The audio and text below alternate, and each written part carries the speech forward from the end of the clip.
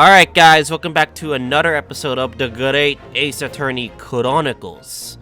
Last episode, we found Drebber in his lab. Turns out, he bombed the machine. Harebrain's hard work Pepe hens. This episode, we're gonna be starting on continuing the trial. But hopefully Drebber as our culprit. October 24th, 9:11 a.m. The Old Bailey Defense Antechamber. Good morning to you, Mr. Naruhodo. Good morning, Professor. Ready for today's proceedings? I hope so. I should be. Even I, with nothing left to...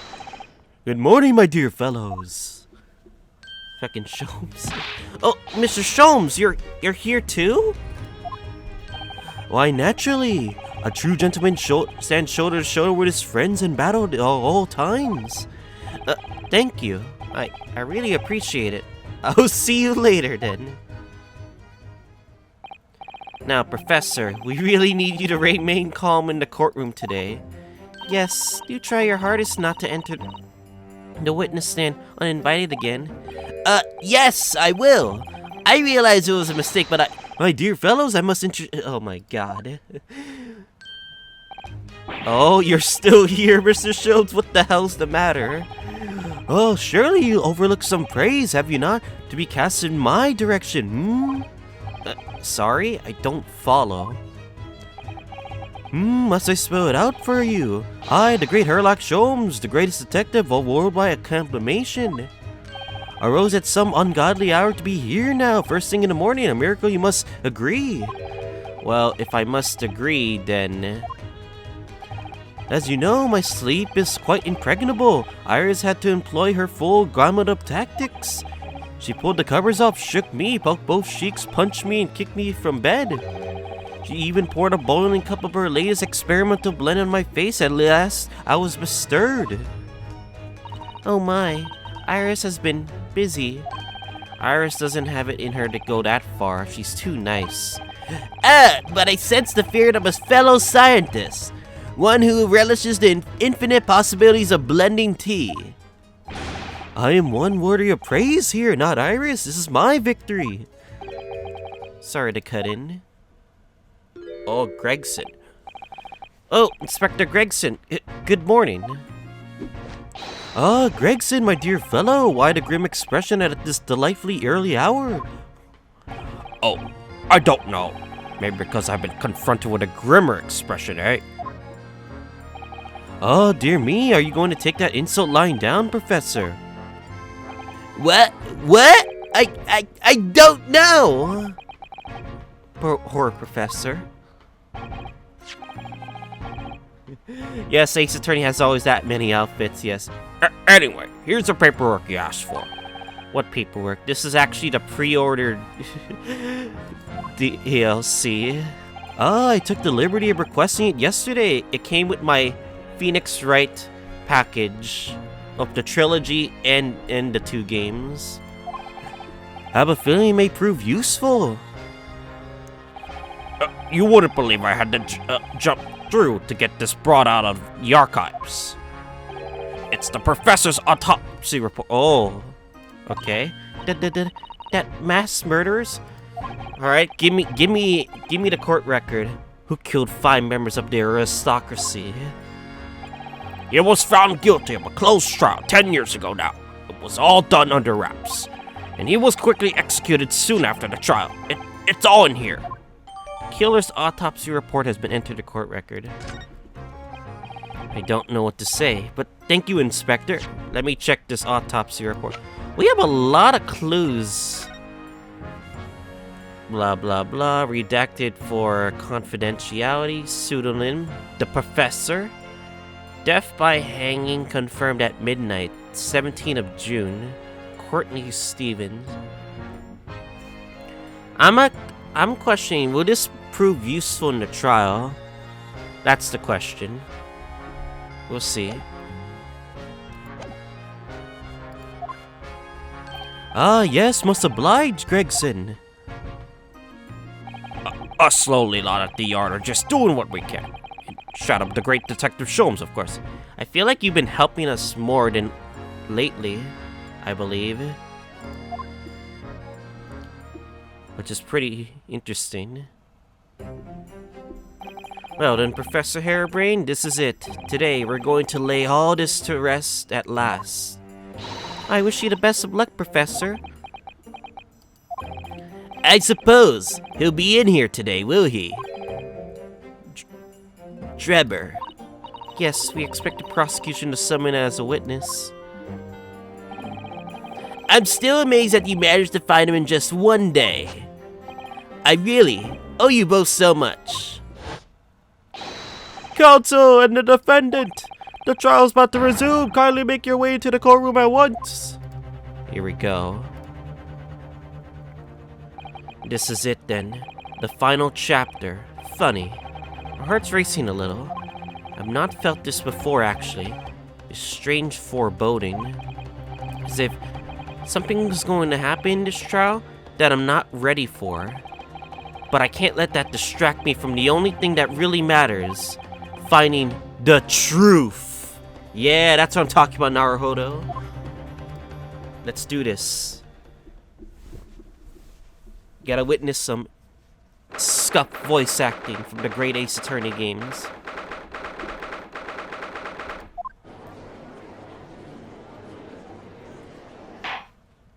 In the name of Her Majesty the Queen, I hereby declare this court to be in session again.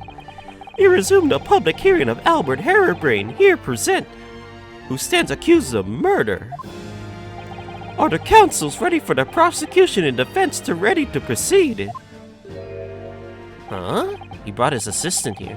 The prosecution is ready, my lord. I can't wait for him to throw more bottles. The defense is ready, my lord. As promised, Lord Von Zieks has his apprentice with him. His apprentice with memory loss. Damn. Stay focused now, both of you. You can't be too distracted by the apprentice. If I may, Lord Von Zieks.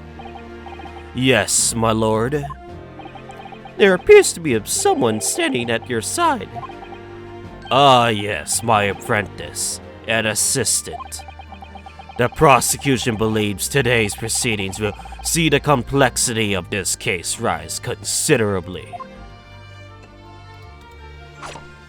What the? Did you just cut through the bottle? I therefore instructed my assistant to attend to ensure the smooth running of the trial. And the smooth running of liquid refreshments by the look of it. The way he holds himself, the way he moves, it couldn't be anyone else. But he's still suffering from amnesia, so there's really nothing we could do at the moment. I know, but oh, this is so very hard. It would appear that the prosecution has done a fine job in responding to the demands of the court made yesterday. I understand you have successfully secured the engineer who disappeared from the scene on the day in question. Drebber. Ah, yes, my lord. I intend to call him as a witness shortly. Very good, very good. Now then, ladies and gentlemen of the jury, who has been chosen at random to represent the will of the people in this courtroom today? Are you ready and willing to proceed? Of course, my lord. I'm sure we all understand the importance of doing our civic duty. I do just so despise deception and deceit. I find it so very wearing. To take a man's life with a conjuring trick, it is against the magician's code, not to mention the law. Any fake scientist should feel the wrath of God, if you ask me. You have to listen to what's said on both sides, defense and, then settle on one. That's it, isn't it? Wasn't it like this in my day? Wasn't it like this at all? I have to give so many voices for many people. If all parties are ready to proceed, you may begin, Lord Von Zieks.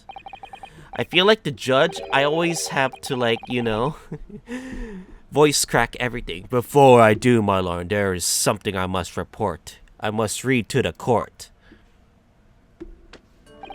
Yesterday, at the Great Exhibition Grounds, the evidence of primary importance in this case. The super high voltage instantaneous kinesis machine, which was installed on the experimentation stage, was deliberately destroyed in an explosion affected by an unknown person or persons. Juror number 5, we have the weirdest jurors in every case. Actually, I don't know why, but we have such weirdest jurors. It was what? An explosion! This is an outrage! It's hard to keep track what voice I have to use for these guys. Yes, I heard the grave news. Yesterday, Scotland Yard submitted a report to my office in the evening. I read that the machine was blasted to smithers, and the wreckage reduced to ashes in the flames. I am very surprised that Scotland Yard wasn't able to detect a bomb, or the police was able to detect a bomb, like in the machine, but, you know, it's fine, it's fine. I have here a photographic print of the scene, taken in the wake of the explosion. It shows what little remains of the machine. This is important. There's a hole here. I'm assuming, of course, this was all planned in advance. Of course, that the floor opened as soon as the smoke came through, if my speculation's correct. Yes, a terrible business. He did it to destroy the evidence, did he? But he kind of gave us more evidence, though. That Drebber. The court will take this print as evidence, counsel. Post-explosion photograph. The metal floor of the stage has been blown out by the explosion. Later yesterday afternoon, the protection afforded to the machine by the Special Dispensation for Scientific Equipment Act was revoked. However, before a thorough investigation could begin, the invention was obliterated from existence. As such, this will become a very different trial.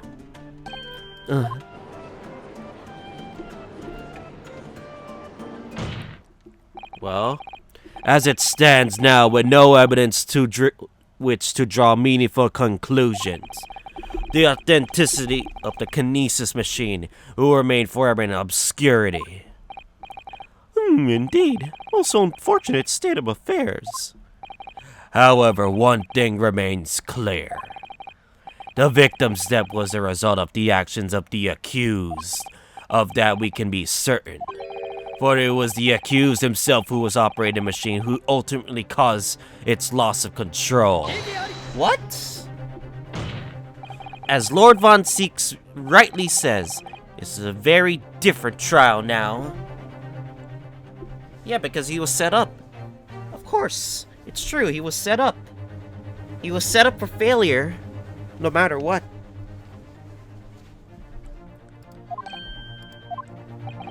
The accused accepts responsibility for his part in the events that transpired.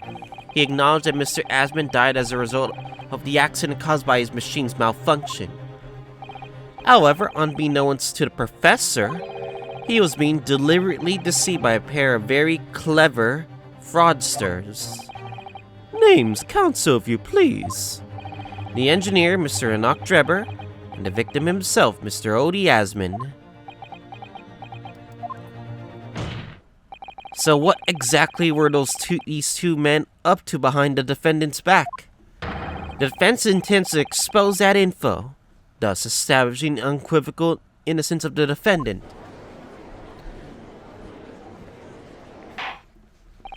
Thank you, counsels. The positions of the prosecution and defense have been clearly stated. Lord Von Zeke, summon your first witness, please. At once, my lord. The prosecution calls the engineer, Mr. Drebber, to the stand. Oh, we're already going to Drebber already, okay.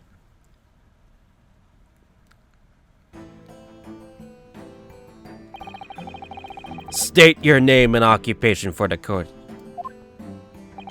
Name, Enoch Drebber. Occupation? Hard to pin down, I would say. We have to get used to the fact that, you know, he has weird body movements. Seen that black Monica? Oh, yes. Why do I feel as though I've seen it somewhere before? Oh, you too? I had exactly the same feeling myself. Your file indicates that you are currently being investigated in connection with another case. The theft of a waxwork model, is it?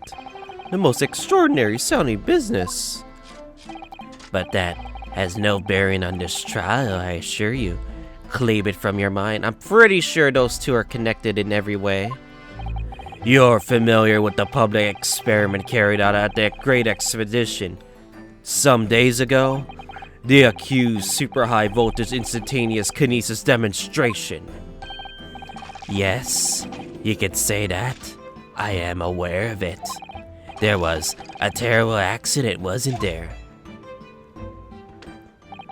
It was you, Mr. Drebber, who constructed the vast machine used in the experiment. Oh, so our investigation indicate. Can you confirm your involvement?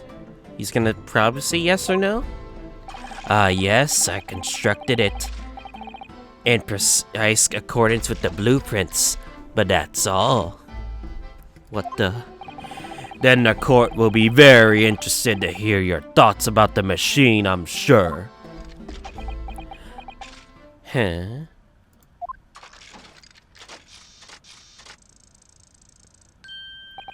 Amazing device, if you ask me. The pinnacle of modern science, making instantaneous kinesis a reality at last. What, Nani? Good gracious, do you mean to say that the experiment was a bona fide? Is that your belief, sir? Yes, that is very much my belief. It's such a waste that it blew up. This fucking guy. No, they're gonna be convinced of that. But we already established that the machine was nothing more than a prop for a elaborate conjuring trick. You established nothing of the sort. All that was shown during yesterday's proceedings is that if the same outcome could have been produced by the means of staged trickery. The defense merely proposed a method and demonstrated its feasibility, nothing more. But... We procrastinated long enough, I feel. Witness, you will give your formal testimony about the machine you constructed for the purpose of the demonstration at the Great Expedition. Understood. Well, what we got to lose? Witness testimony time. I met the young professor approximately 1 year ago through Mr. Asman's introduction. He provided me with the blueprints, and I constructed the machine to his precise specifications. It was no trick. If the old show was a fraud, it would have required a body double. Now tell me, did the victim have a twin? All the spectators saw the birdcage appear above their heads, and then crash headfirst into Crystal Tower. A terrible accident, I grant you. Perhaps the science on it which the machine was built was flawed somehow? His testimony seems... A body double? Yeah, I'm pretty sure we can't not deny that there was a body double. That goes without saying, surely. To give the impression that something has moved when in reality it hasn't. It's a basic conjuring principle.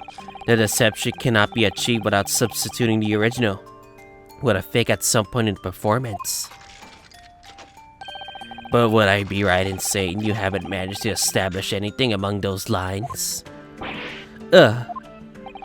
Incidentally, the prosecution has already confirmed that Mr. Asman has no twin siblings.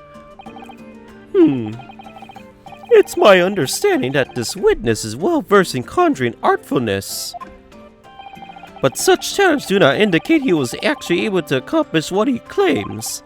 Namely, the construction of what by all accounts must have been an extremely complex scientific machine. Whatever do you mean?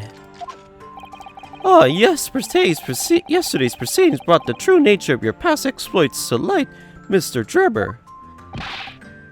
Indeed, my lord.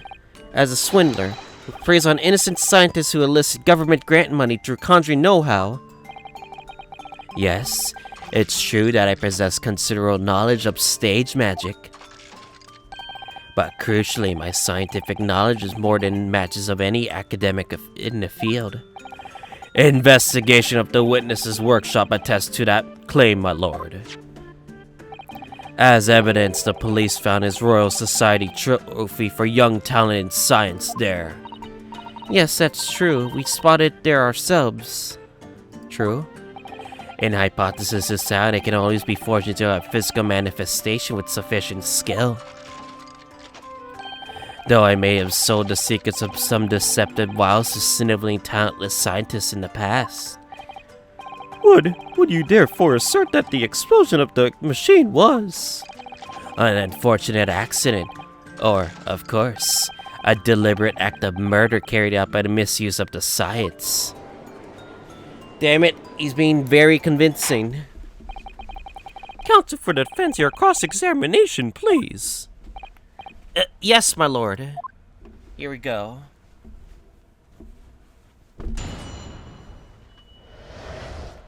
The kinesis machine. Alright, press everything. If you're wondering about the mic problems, I apologize. I keep moving. So you're already acquainted with Mr. Asman himself. Not really. By chance. I'd seen his name mentioned in the papers, that's all. I have no interest in his private affairs, even if he was an unscrupulous investor. It was no concern of mine. As long as people pay their bills, I take up my tools and construct for what they ask for. So why did Mr. Asman approach you in particular then? Who could say? I presume because my name is associated with excellence in engineering. Not to mention excellence in fraud.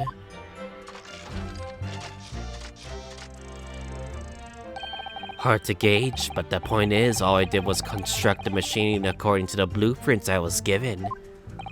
In other words, the kinesis machine was built on solid scientific principles.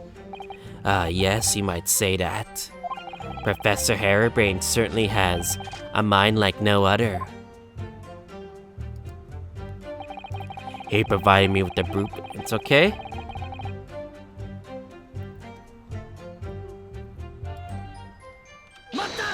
I was wondering why I couldn't press. It's clear that you have both scientific knowledge and knowledge of conjuring magic, however. The more knowledge you have, the better equipped you are able to handle whatever comes along. Well, your implication is that I furnished the machine with some trickery, I think. It's a possibility that we have to explore. Unfortunately, though, the machine has been blown to the kingdom come. So there's really nothing left to explore, is there? Not necessarily, but it appears that the kinesis machine was fitted with a time explosive device of some kind. And there's nothing left of that device either. Not a shred of evidence remaining, I hear. He must have planned this all from the outset. But in any case, it's abundantly clear that the experiment could have been a trick.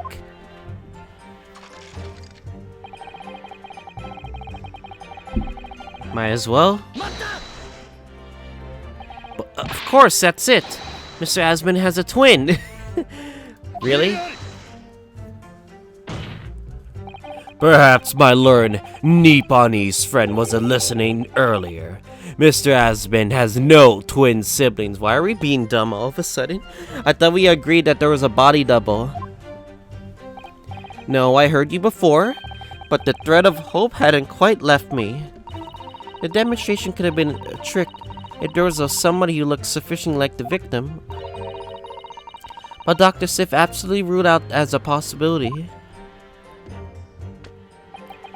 It is beyond question that the victim himself, Mr. Asman, did move from the stage to the Crystal Tower.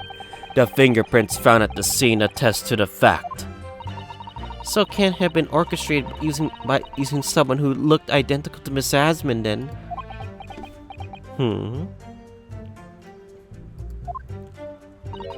What are you thinking, Mr. Naruhodo? Oh, no, nothing. Just that the idea of someone who looked identical to the victim is playing on my mind. I mean, is it a possibility that we can look further? No?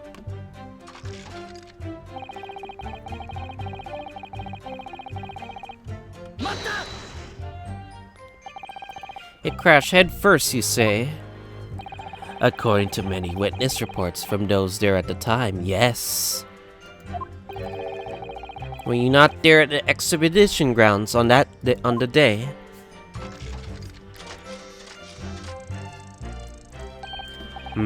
Unlikely. I rarely leave my workshop. Yet another of your unique inventions was found at the scene. Exactly.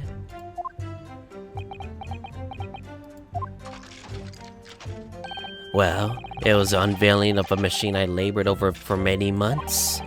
I saw it clearly with my own eyes, the birdcage plummeting headfirst into the tower. What a surprise. I believe the victim's neck was broken from the headlong fall, wasn't it? How would you have come by that info? Even an infernal recluse like me read the newspapers, you know? According to the reports, 2 injuries were apparent on the victim's body. Yes, he'd been stabbed in the chest by a screwdriver believed to belong to the defendant. And he had broken vertebrae as a result from fall from a considerable height. Correct, my learned friend has been doing his research, it seems. Do we know which injury was the fatal one?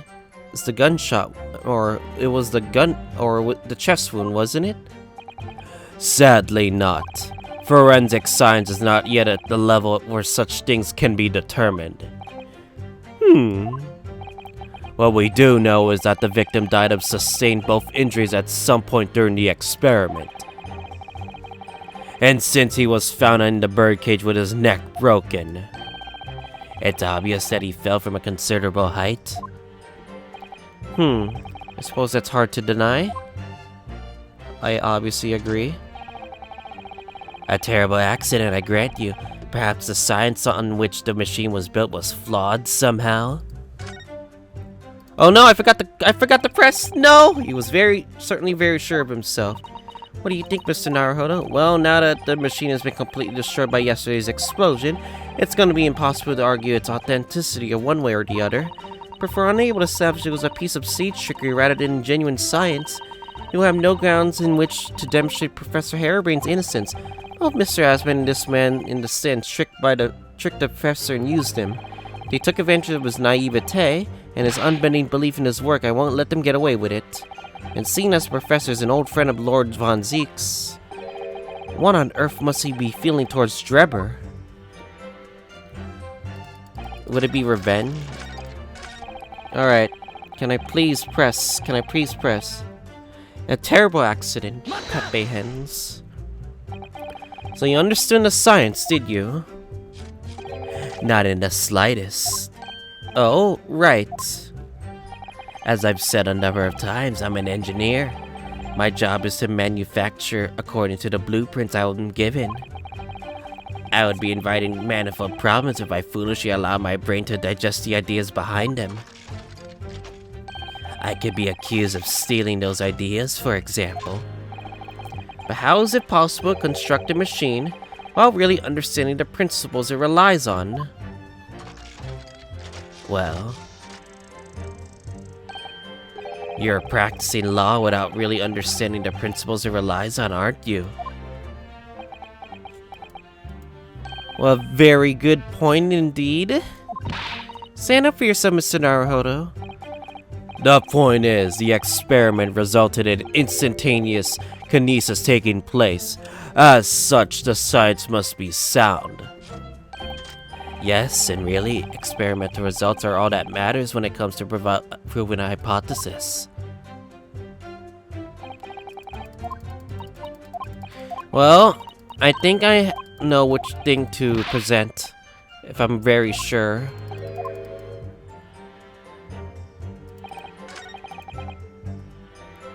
No trick, you say?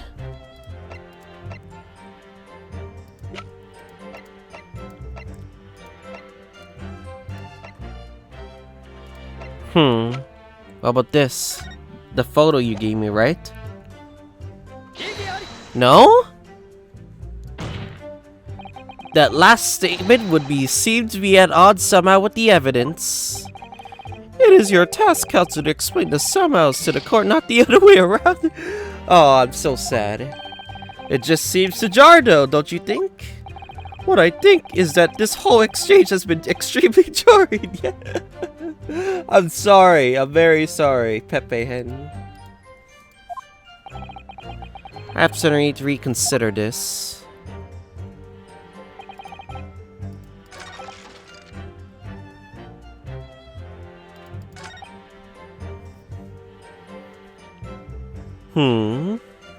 What about this statement right here? All the spectators saw the birdcage appear above their heads and the birdcage. Let's see the birdcage.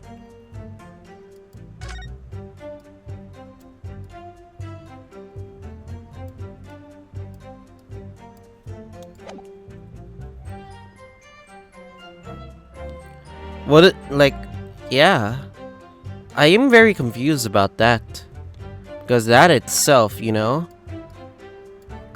it did crash into Crystal Tower. That for sure.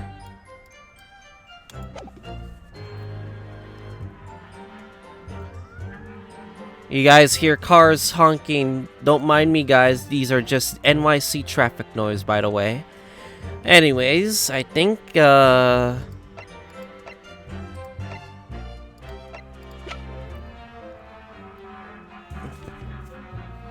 seriously? Okay, I think it is the birdcage, if I have to be certain. Yeah, I think I'm pretty sure it had to be the birdcage. We've examined the birdcage that crashed into Crystal Tower ourselves. As you can see, the cage, which was a wooden construction, has sustained damage on one particular spot. Following the explosion, it fell some 30 feet into the glass of the Crystal Tower. That level of damage to be expected, surely. I agree, the damage itself is entirely understandable. What doesn't make sense is the location of the damage. Huh? All of the breakage in the wood are at the base of the birdcage, not the top.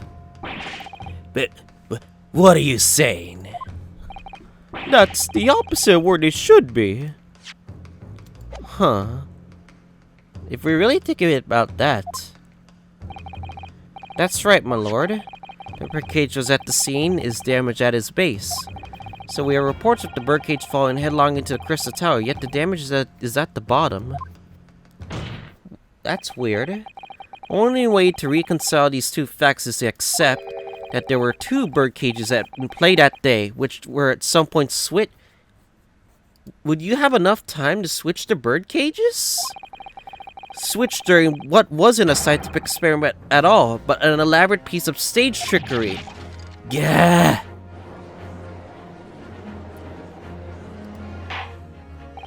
Good gracious, explain yourself, witness. Well, if we examine the facts, there is only one logical conclusion we can draw. The damage on the base of the birdcage clearly indicates that it crashed tail first into the tower. Huh. But multiple witness reports claim it fell head first. The birdcage materialized in the sky next to the balloon flying over the stage, following a spontaneous explosion. An altitude of some 60 feet above the ground level, which is approximately 18 meters. and then proceeded to fall some 30 feet into Crystal Tower. In the ensuing deflagration, I'm having throat problems right now. I apologize, everyone. Witness reports amid such chaos are notoriously unreliable. But the next victim's neck was broken. He plummeted 30 feet up inside a heavy wooden cage. However, he felt it would be unsurprising to find one or two of his vertebrae crushed. Huh?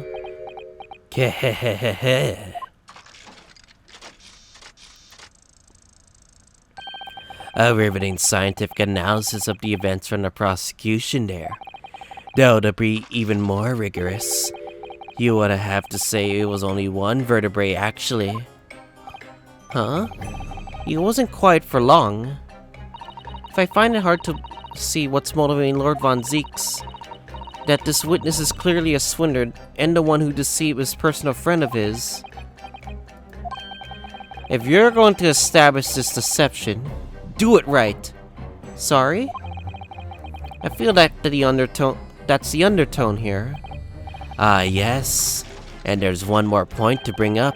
The defense appears to have forgotten. It obviously wasn't a trick, as a certain truth very plainly demonstrates. Nani? It seems to me that the cross-examination had better continue until you resolve this matter. Mr. Drebber, you will amend your testimony with details of this truth. Of course, we must treat the matter scientifically after all. I nearly had him there. Wait, the testimony still continues?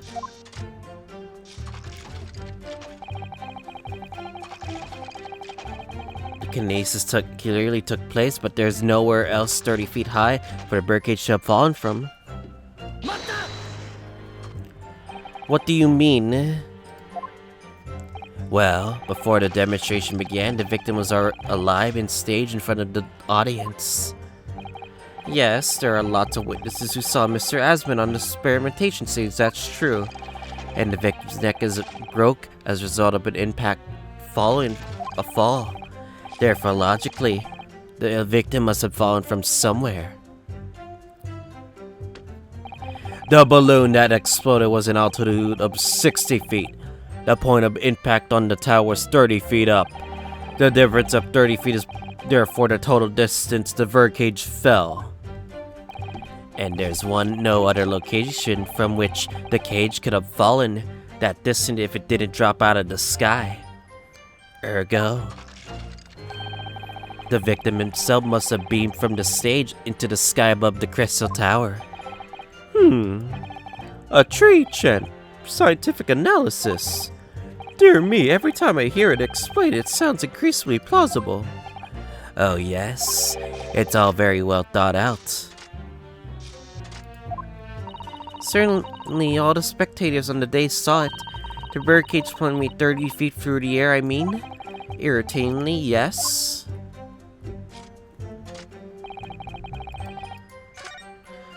I'm trying to think right now. Well, we had to like change his testimony. Okay. What is the real answer? There's no one else 30 feet high for... Is there anything else 30 feet high?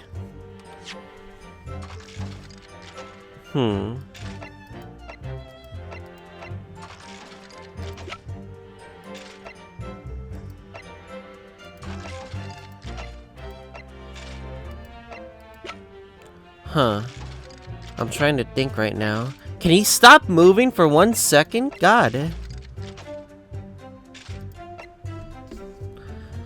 I am very curious about one thing. I'm trying to think right now.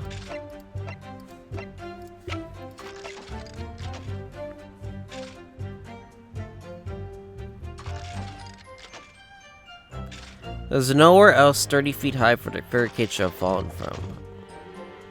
Hmm. I know it's this one, but...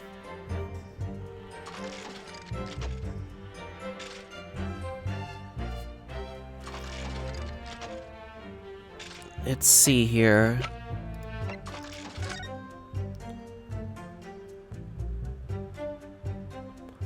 Yeah, we can already establish it was already high up in the air and then fell, boom, on the crystal tower. Yeah.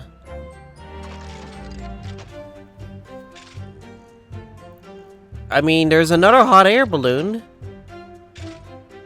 It's so hard. This is actually hard. Fuck it. I'm just gonna...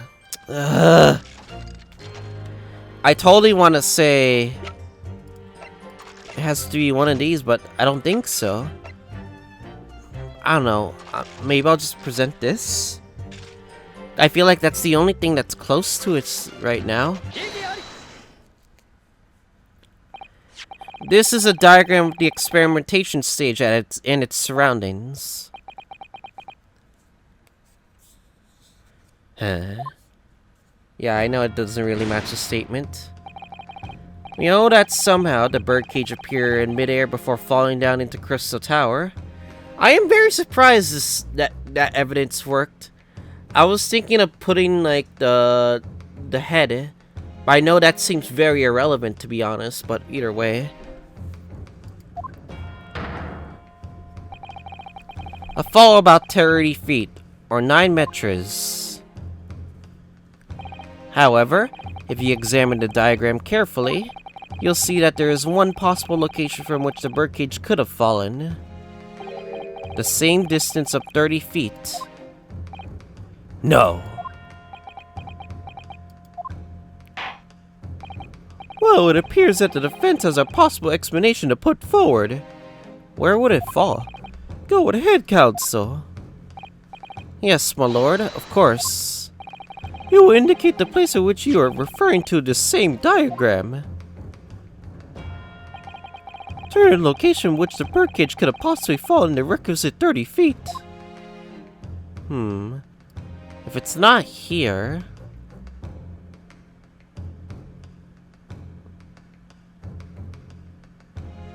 no. Could it be here? I might be crazy. The place I'm... oh, I knew it. It had to do with the floor. Referred to as here. Oh my god. But that's where their birdcage would have been to begin with. Which is exactly the point, my lord. Yes, the birdcage was in the machine on the stage. Well, what we also must consider is the height of the stage itself. Oh! Hell, from the bottom, not the top. Oh. Go on, Counsel. Turns out the experimentation stage was built at a considerable height above ground level. If you look at the diagram, in fact, you'll see that it's about the same height above ground as the balloon that was above the crash site.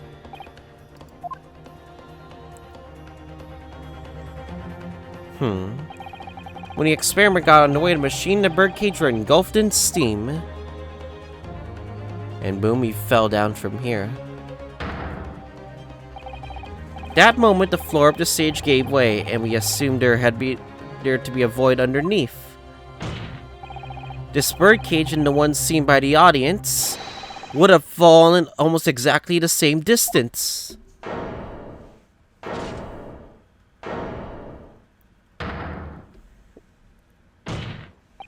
Once again, my lord. So, if he wasn't inside a balloon, he was inside the machine all along. This points to the fact that there was not one birdcage, but two! My learned friend has no evidence that the stage contravents its design. Someone is responsible for the criminal destruction of the kinesis machine itself, it's true. But, however, the stage still stands. And take a moment to look at the photographic print of the scene following yesterday's explosion. Good lord, the metal groove that formed the floor of the machine is undone. Yes, most likely blown by the force of the explosion that destroyed the rest of the machine. The defense calls for the space below the stage to be investigated immediately. Oh boy. Mr. Drebber. Huh? It was you who built the kinesis machine, which means that it was you who built the two birdcages that were used to carry out this deception.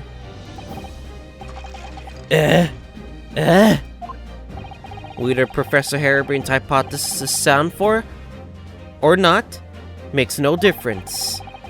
Because it's the construction of this machine that matters, a machine designed to make take Mr. Asmund's life. And lay the blame firmly at the professor's door, something that could only have been carried out by you, Mr. Notch Drebber. Uh-oh, he's mad. Ah!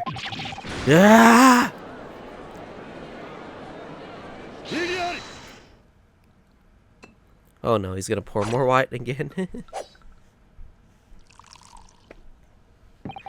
If my learned friend has reached the end of his wild assertions, the prosecution would like to crush the defendant's argument slowly, but surely. Can you please stop breaking wine glasses? They're so expensive. Nani? Your argument fails to hold water on two accounts. Two? Firstly, before and after the experiment, this witness went to nowhere near the kinesis machine. Every relevant member of staff from the exhibition has attested to that. And I believe the members of Scotland Yard too have also been on watch duty at every public experiment. In other words, Mr. Drebber had no opportunity to switch the alleged pair of bird cages. But I've already explained why he wouldn't have needed to. That nonsense with the crossbow, that doesn't bolster your case at all. The man who disappeared from the stage and the man who crashed into the tower are one and the same. The forensic investigations team report is unequivocal on that point. Maybe the forensic investigation team are pretty bad, also like Scotland Yard. If we're really being honest here. And your second flaw in your assertion is a distinct lack of motive. Why would this man have wanted to take the victim's life? He had no reason to do so. We haven't established a motive yet. A motive? Do I have to think of everything myself? To be fair, a motive is also an important part of why murder has happened. So,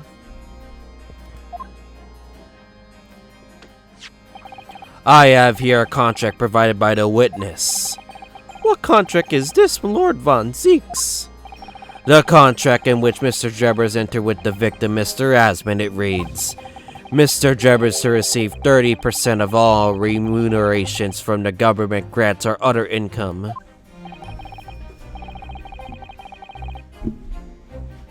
%, certainly very favorable contractual conditions. Yeah, I understand that they can't be that incompetent, but I'm pretty sure because, one, many cases Scotland Yard has been useless, and probably the forensics investigation team will probably be the same as well. But there's been one important provision bolted onto that clause. What provision? Mr. Drebber may only uphold his right on condition that both contracting parties are alive.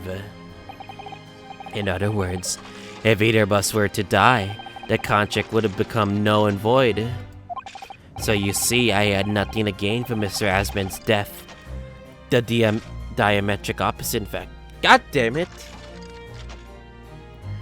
I guess this contract is actually holding us out for the motive.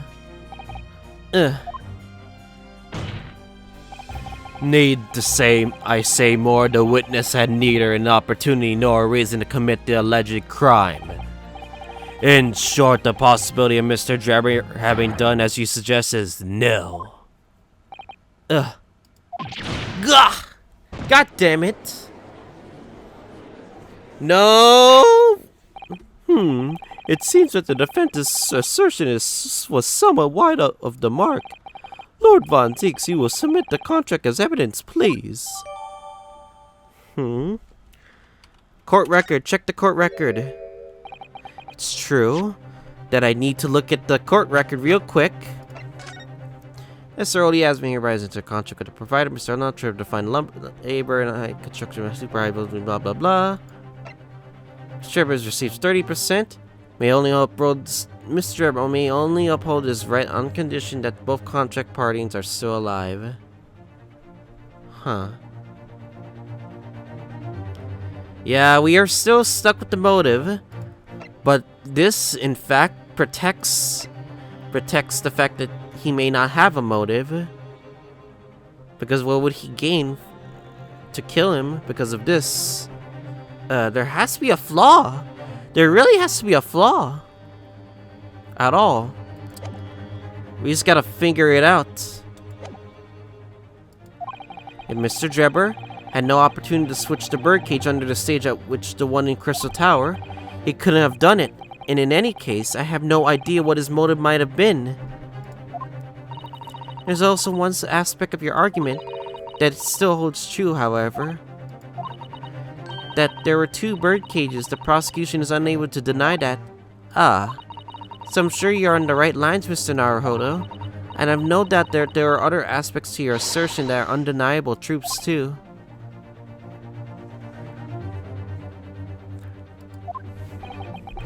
Well, it would seem that the defense has no rejoinder to offer. Oh no. Is it what I think it is?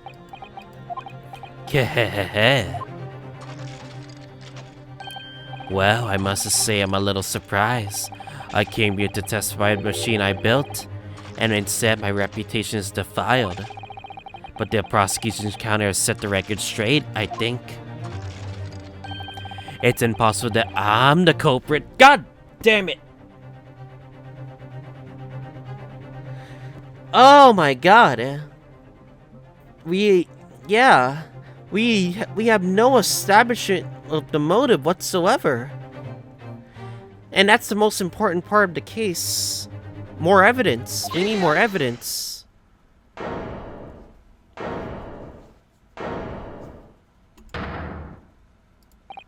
At the beginning of this trial, we believed that there was only one bird cage. Yet we now know there must have been 2. In other words, there was more to the demonstration than we realized at first.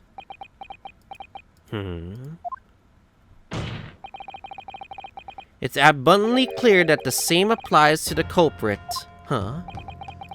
Get to the point. The stage demonstration was constructed and set up entirely by you, Mr. Drebber. Therefore, it's inconceivable that you had no hand in the events that transpired. True, he did kind of make the machine, I guess. If circumstances mean it's impossible that you could have carried out the crime yourself, it points to the fact that someone else was involved. Someone else? Counsel, are you suggesting? No way. Yes, my lord. Mr. Drebber had an accomplice. No way. Is it who I think it is? An accomplice now. Well then, I presume you're prepared for what's to come. Why is the background noise so... I hate background noise. Now that you're accusing not only this witness, but someone else of the most serious of crimes. I think I know who. If these accusations turn out to be false, then make no mistake.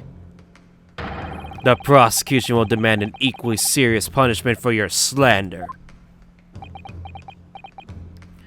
I am well aware.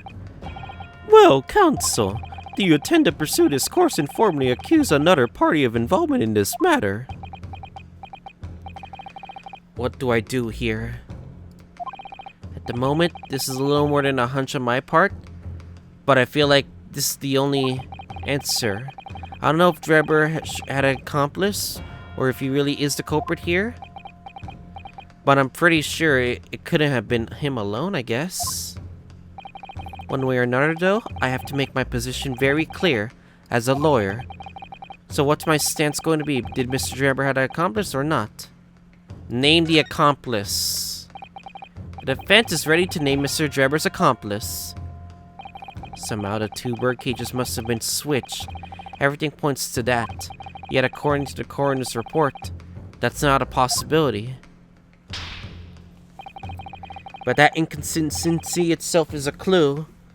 If we assume that one person got screwed, that would mean counsel. My lord, you have received a stark warning already. If you're nevertheless determined, then I must now ask of you to identify this alleged accomplice by name. So your answer, please. Who do you claim to have been Mr. Drebber's accomplice?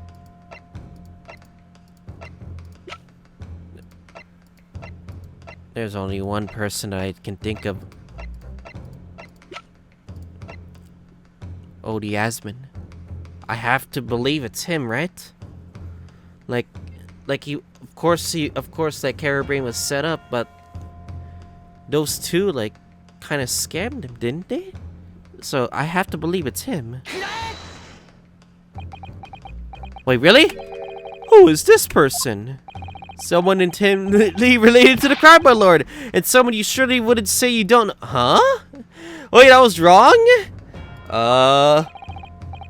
And thank you. I'm aware of this person, obviously. But what basis do you claim felonious involvement? You surely wouldn't say you don't know, would you? Gah!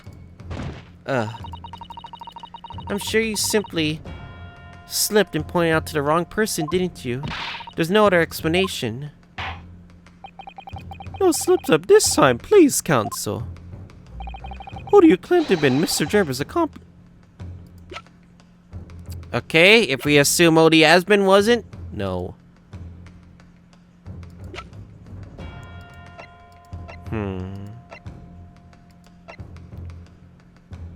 Wait a second.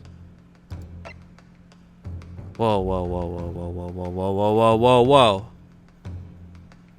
No way. No fucking way. No way. Are you kidding me? No. I mean, that makes the most logical sense that she would have access to the machine to investigate. But is that it? No way. I'm presenting this now. And the person in question is... What's wrong, my Nipponese friend? Surely fear doesn't bind your tongue now. It's a little late for that. Of course, I'm afraid. After all, naming her in this capacity is definitely going to make waves. A lot of waves. Forensic investigation team would be a fraud at this rate if she was the real accomplice. But why, is the question. Isn't she trusted by Lord Strongheart? But then again, I could very well turn every single person in this courtroom against me. I agree. I'm sure it'll be alright, Mr. Naruhodo. Thank you, Miss Susato. But I have a feeling that this is not going to turn out well. The enemy always appears larger than life, but you'll appear exactly the same to the enemy. Alright then, here goes. You kept us waiting long enough. Your answer, counsel, now. The person who colluded with Mr. Drebber in order to carry out this wicked crime is Scotland Yard's coroner, Dr. Courtney Syfe. Huh? But why? Why? What the blazes are you talking about, Dr. Syfe? the head of the forensic investigation team, and the coroner who conducted the autopsy on the victim. We know that there were 2 bird cages, but so who could have carried out the switch to complete the illusion? The accident happened in front of a huge crowd of spectators, and the area was immediately sealed off. And everyone, police officers included, were banished to make way for the forensic investigation team. When else could the switch have occurred? It could only have been that team's presence. But if we assume that means the whole team was in on it, not just Dr. Courtney Seif. It's essential that the court determines exactly what happened following the incident. The defense demanded Dr. Seif to be summoned to the witness stand at once to testify. Okay. I understand that you guys would probably want me to continue this episode, so next time on The Good Ace Attorney Chronicles, we're gonna probably summon Dr. Courtney Seif to the witness stand and hopefully get a testimony out of her. And I guess I'll see you guys all next time.